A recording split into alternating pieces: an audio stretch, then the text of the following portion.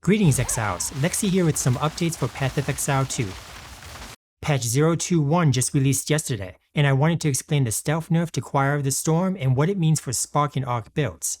I'll also cover how the newest update affected my Frostbolt Comet Blood Mage, and my thoughts on a new unique staff, the Whispering Ice. Let's get started. Choir of the Storm was bug fixed in yesterday's update without any mention of it in the patch notes. Just about every Lightning Spellcaster build was equipping Choir of the Storms and benefiting from it not correctly applying the trigger tag to its Lightning Bolt skill. This bug allowed the Spell Echo and Considered Casting support gems to be socketed when they weren't supposed to work with triggered skills. Spell Echo states that it cannot support triggered skills, and Considered Casting is only supposed to work with skills that you cast yourself, so clearly these support skills were unintentionally working with Choir of the Storm's Lightning Bolts. The latest update now prevents these support gems from being socketed. Another unintended interaction caused by the Choir of the Storm's bug was that triggered lightning bolts could generate energy. Spark and Arc builds were exploiting this bug to create an infinite loop, causing spells triggered from cast on critical to trigger lightning bolt from Choir of the Storms, which would generate energy for cast on critical to repeat the loop indefinitely. This interaction was an obvious bug if you looked at the energy tooltip, which states that energy cannot be gained from triggered skills. Now that this is fixed, Spark and Arc builds have lost a lot of energy generation for triggering cast on critical. I expected Choir of the Storms to be nerfed eventually, which is why I decided to develop a build without it.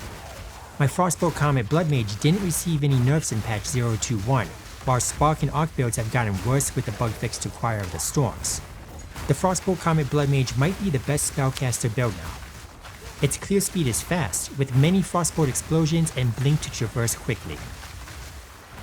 For boss fights, Comet damage was already higher than Spark and Arc even before the bug fix to Choir of the Storms. If you're interested in the Frostbolt Comet Blood Mage, watch my latest build guide video on this channel or read the written guide at poevault.com. Links are provided in the description of this video. 9 new uniques were added with patch 0.2.1, the most interesting for spellcasters being the Whispering Ice. I've already seen many people comparing the affixes on this unique staff to those on rare wand and focus setups, but I feel like that's besides the point. I don't think the Whispering Ice is meant to replace a good wand and focus setup for just any cold spell builds. Instead, the Whispering Ice should only be equipped if you intend on playing an Ice Storm build, so the item's viability is determined mainly by how powerful the Ice Storm skill is. Unfortunately, Ice Storm won't be faster at clearing maps than my Frostbolt setup, and against bosses, it's limited to only dealing high damage when consuming freeze. The Whispering Ice might be dead on arrival when compared to the Frostbolt Comet Blood Mage. Thanks for watching. This video is a bit different from my usual build guide videos, so please let me know if you'd like to see more like it. If you learned something new in this video, you owe it to me to hit that subscribe button. Until next time, peace out and happy slaying.